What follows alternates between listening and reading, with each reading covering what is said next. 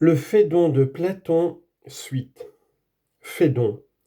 Je vais prendre les choses dès le début et tâcher de t'en faire un récit fidèle. Même avant ce jour-là, nous ne manquions jamais, moi et les autres, d'aller voir Socrate. Nous nous rassemblions le matin au tribunal où avait lieu le procès, car il était près de la prison. Nous attendions chaque matin qu'on ouvrît la prison en conversant entre nous, car on ne l'ouvrait pas de bonne heure. Quand elle s'ouvrait, nous entrions chez Socrate et nous passions généralement tout le jour avec lui. Or ce jour-là, nous nous réunîmes de plus grand matin, car la veille au soir, en sortant de la prison, nous avions appris que le vaisseau était arrivé de Délos. Aussi, nous nous étions donné le mot pour nous trouver d'aussi bon matin que possible à notre rendez-vous. Nous étions là lorsque le portier qui avait l'habitude de répondre à notre appel sortit pour nous dire d'attendre et de ne pas entrer, qu'il ne nous eût appelés lui-même. Car les 11, dit-il, font ôter ses fers à Socrate et donnent des ordres pour qu'il meure aujourd'hui. Il ne resta d'ailleurs pas longtemps sans revenir, et il nous dit d'entrer.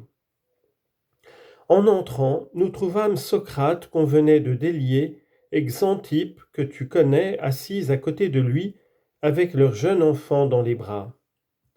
Dès qu'elle nous aperçut, Xanthippe se mit à pousser des cris et à proférer des plaintes comme les femmes ont coutume d'en faire.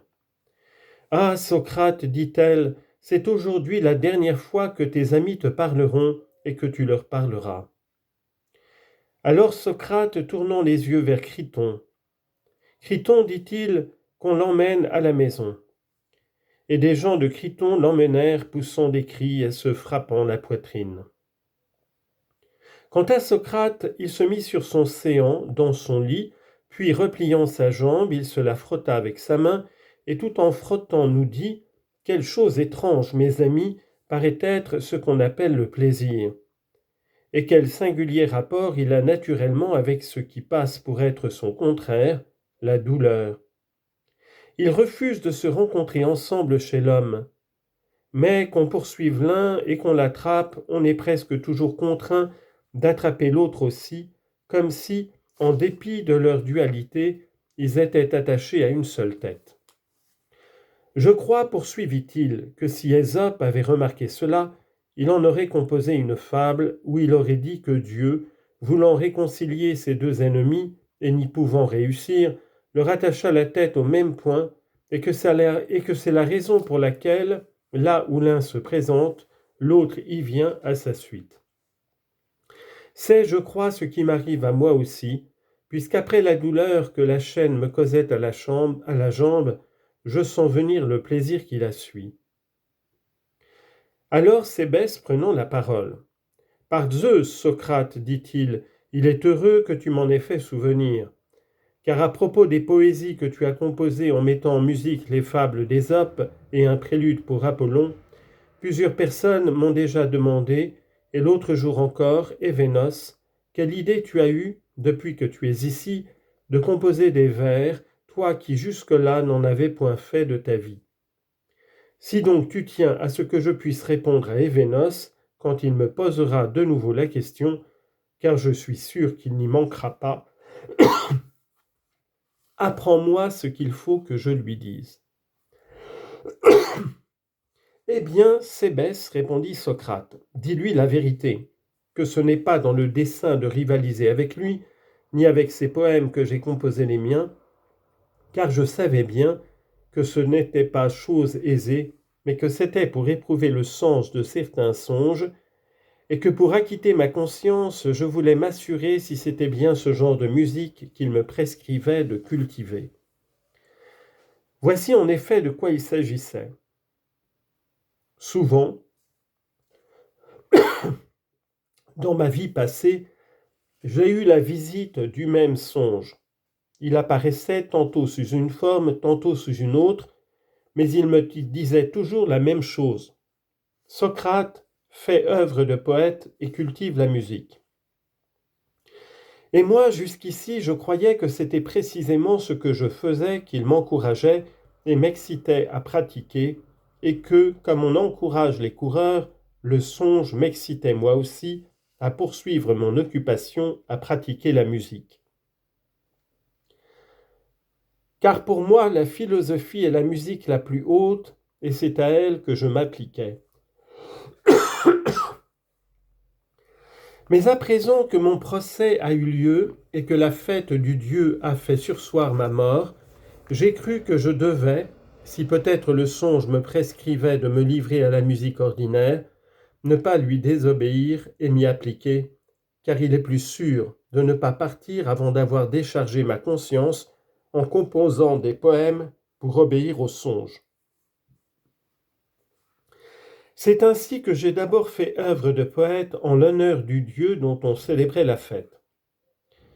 Après cela, je pensais qu'un poète qui veut l'être réellement devait composer des fictions et non des discours, et comme je ne me sentais pas ce talent, je pris les fictions qui étaient à ma portée et que je savais par cœur, celles d'Ésope, et je mis en vers les premières qui me vinrent à la mémoire.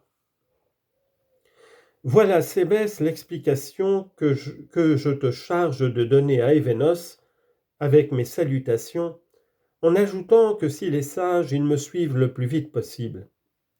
Car je m'en vais, paraît-il, aujourd'hui, c'est l'ordre des Athéniens. Simmias se récria.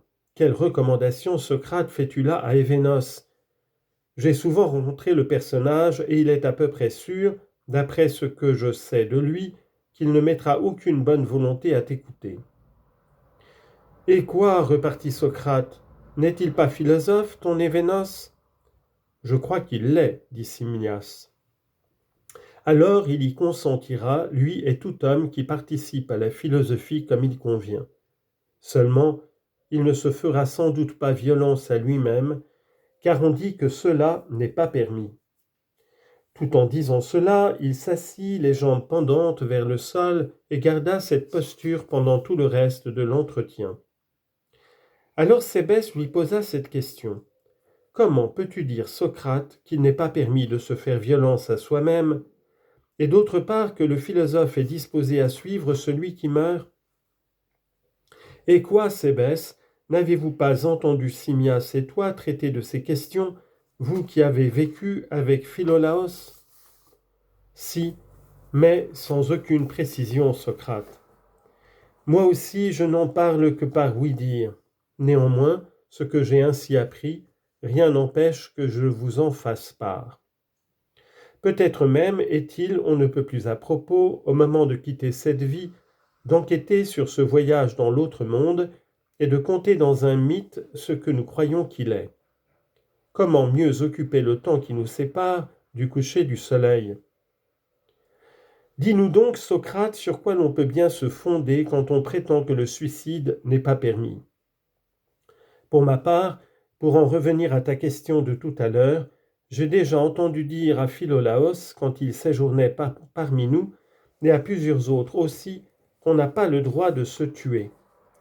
Mais de précision sur ce point, personne ne m'en a jamais donné aucune. Il ne faut pas te décourager, reprit Socrate. Il se peut que l'on t'en donne.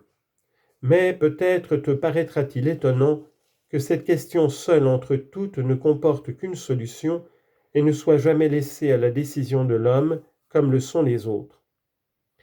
Étant donné qu'il y a des gens pour qui, en certaines circonstances, la mort est préférable à la vie, il te paraît peut-être étonnant que ceux pour qui la mort est préférable ne puissent sans impiété se rendre à eux-mêmes ce bon office et qu'ils doivent attendre un bienfaiteur étranger. Alors Cébès, souriant doucement, « Que Zeus y reconnaisse, dit-il, dans le parler de son pays. » Cette opinion ainsi présentée peut paraître déraisonnable, reprit Socrate. Elle n'est pourtant pas sans raison. La doctrine qu'on enseigne en secret sur cette matière, que nous autres hommes nous sommes comme dans un poste d'où l'on n'a pas le droit de s'échapper ni de s'enfuir, me paraît trop relevée et difficile à élucider. Mais on y trouve au moins une chose qui est bien dite, c'est que ce sont des dieux qui s'occupent de nous et que nous autres hommes, nous sommes un des biens qui appartiennent aux dieux. Ne crois-tu pas que cela soit vrai? Je le crois, dit Cébès. Toi-même, reprit Socrate, si l'un des êtres qui sont à toi se tuait lui-même, sans que tu lui eusses notifié que tu voulais qu'il mourût, ne lui en voudrais-tu pas, et ne le punirais-tu pas si tu avais quelque moyen de le faire? Certainement, si, dit Cébès. Si l'on se place à ce point de vue, peut-être n'est-il pas déraisonnable de dire qu'il ne faut pas se tuer avant que Dieu nous en impose la nécessité, comme il le fait aujourd'hui pour moi.